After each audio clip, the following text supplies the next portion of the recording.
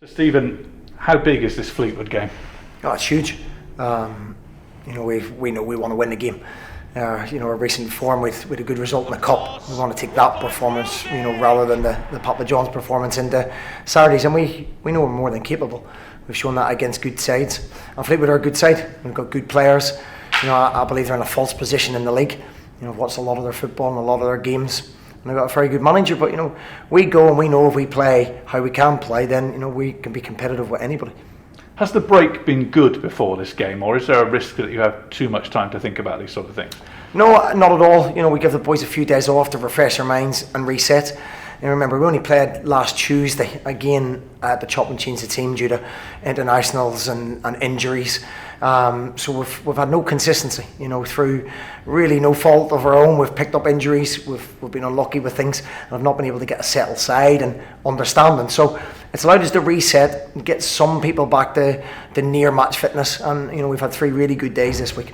Is that the objective then, to get a settled side? Because it's a bit of a catch-22, isn't it? Because there's a temptation to change, but stability is important as well in terms of understanding, particularly with a new squad. Yeah, and I keep going back to it, we've signed 17 players. The understanding isn't there yet.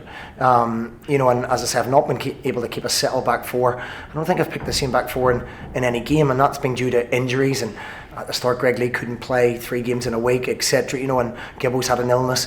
So it's just finding that settled back four, settled side, and going with it. And it's not easy because loss of form and people are making constant mistakes. As I said, we already mentioned injuries. That's difficult. But listen, it's the same for every team. Everyone's picking up lots of injuries at the moment. And we've got people that come in. The fullback areas are really competitive.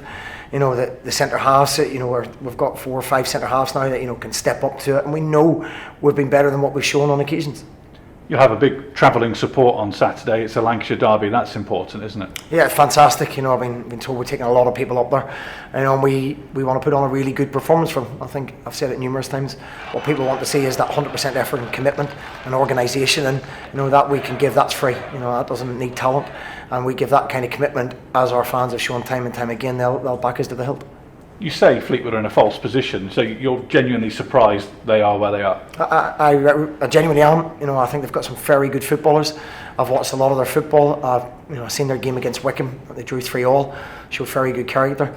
And they're a bit similar to themselves. They play good football, they concede a lot of goals, and quite similar to ourselves. And it seems to be the teams that play a lot of good football are down the wrong end of the table. So it's about getting that balance right we've spoke about, and I'm sure Simon will be thinking the same. And I guess the first goal will be vital. Well, yeah, but we've shown before that when we go behind, we've got the character to come back. We've done that. It is in any game. I think the statistics prove when you go in front, there's something like 75% going to win the game. So yeah, it's important, but it's not the be all and end all. We want to stay in the game. What we have to do more than anything is when we equalise, whether we go 1-0 up or not, we don't have to win the game in the next 5 minutes, and that's been a constant theme of ours. We go 1-0 up, we want to go 2 and 3, or we equalise away at Oxford, and we're trying to score the 2nd and 3rd within the first 5 minutes. So it's just a bit of game understanding, game management, and you look to your older players at times to control that, and it's ourselves to control that from the bench.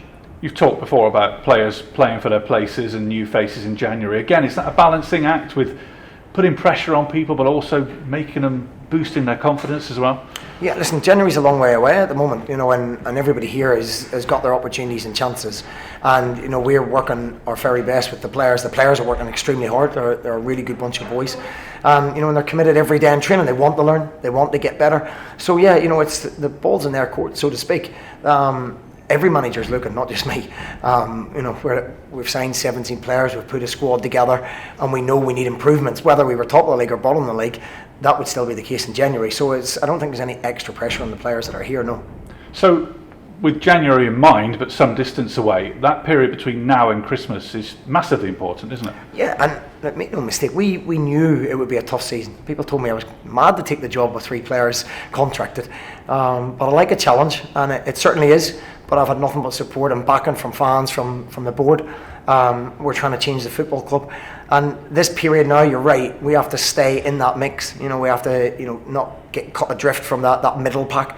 And these next 3 games, we've got 2 at home, and Fleetwood have a large support, practically at home. So they're the 3 really big games coming up.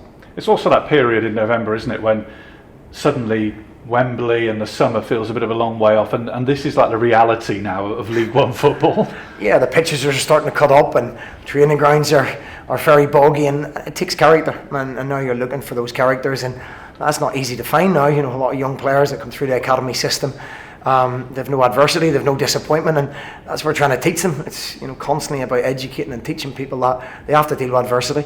Everything's not going to go smooth. You're going to make bad decisions and mistakes, and we have to deal with that as a staff, as a group of players, and they're good boys. You know, we're desperate to be successful. So injury-wise, I guess the break's been good news, hasn't it?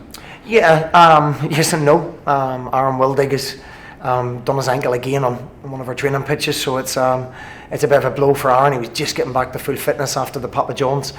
Courtney Doofus back in full training.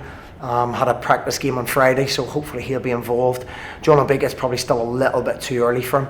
So Shane McLaughlin's trained all week, so that's a huge bonus for us. And Josh McPeak's trained this week as well. So yeah, we're getting people back. Whether they're quite right to take part in the game on Saturday remains to be seen. MazummaMobile.com